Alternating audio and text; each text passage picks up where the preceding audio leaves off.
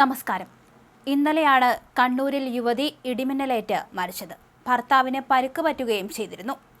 യുവതി ഇടിമിന്നലേറ്റ് മരിച്ചതിനെ തുടർന്ന് വിനോദസഞ്ചാര കേന്ദ്രമായ പൈതൽ മലയിലേക്ക് സഞ്ചാരികൾക്ക് വിലക്ക് ഏർപ്പെടുത്തിയിട്ടുണ്ട്. ഇനി ഒരറിയിപ്പുണ്ടാകുന്നതുവരെ ആ വിലക്ക് തുടരും. പുളിങ്ങോം വില്ലേജ് ഓഫീസിലെ വില്ലേജ് അസിസ്റ്റന്റ് കൊല്ലാടയിലെ അഞ്ജു മാത്യുവാണ് ഇന്നലെ മരിച്ചത്. 31 വയസ്സായിരുന്നു. ഭർത്താവ് സോനു, വാച്ചറായ അരങ്ങം സ്വദേശി വെള്ളമ്മക്കുന്നേൽ സതീശൻ എന്നിവർക്ക് പരിക്ക് പറ്റി. ഇന്നലെ വൈകിട്ട് 4:30-യോടെയാണ് അപകടമുണ്ടായത്. പുതിയതായി വാങ്ങിയ സ്കൂട്ടറിൽ ഡ്രൈവിംഗ് പഠിക്കാൻ ഭർത്താവിനൊപ്പം പോയതാണ് അഞ്ജു. സ്കൂട്ടർ കാപ്പിമലയിൽ വച്ച ശേഷം മല കയറുകയായിരുന്നു. അതേസമയം സന്ദർശന സമയം കഴിഞ്ഞും ഇവരിവിടെ നിൽക്കുകയായിരുന്നു.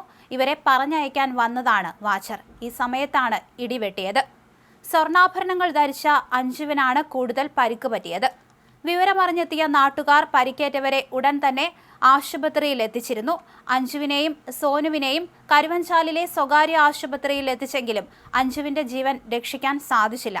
2 വർഷം മുമ്പായിരുന്നു അഞ്ജുവിന്റെ വിവാഹം കഴിഞ്ഞത്. കാസർഗോഡ് എക്സൈസ് ഉദ്യോഗസ്ഥനാണ് ഭർത്താവായ സോനു.